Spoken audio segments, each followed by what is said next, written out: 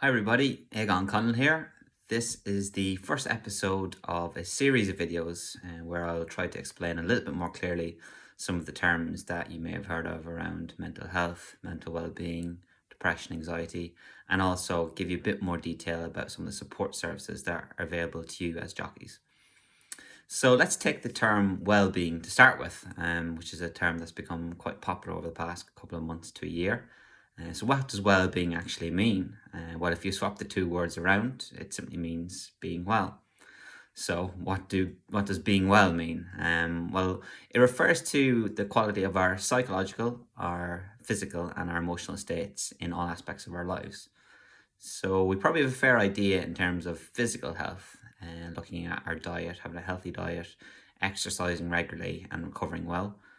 But in terms of the psychological or emotional well-being, it might be a little bit more hazy. So I find it really helpful to break it down in a couple of areas, and these are as follows.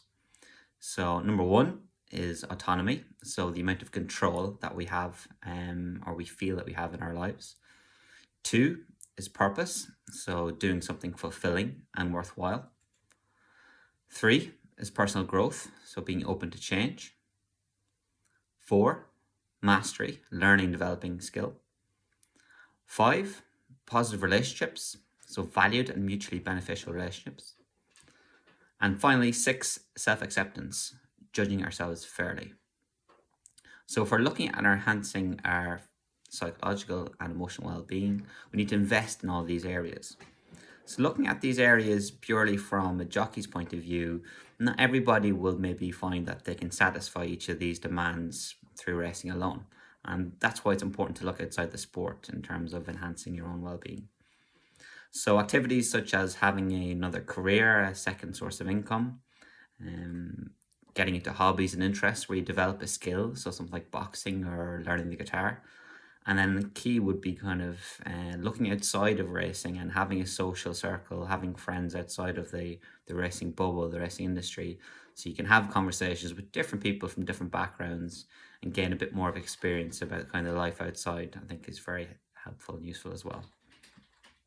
So having these different sources of psychological well-being, both in and out of the racing industry, and then personally and professionally, they can act as a protective factor for your mental health. So will help you deal with life challenges a little bit better. Challenges such as maybe losing a loved one, the breaking up of a relationship, or injury, or losing a job. On the flip side, if one or more of these areas we're lacking a little bit in, they can contribute to ill-being and can have a negative impact on mood and behavior, making us a little bit more vulnerable to mental health challenges.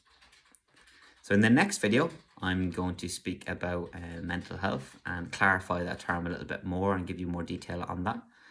In the meantime, if you have any questions for me about anything in this video, please get in touch with me directly or through the PJA.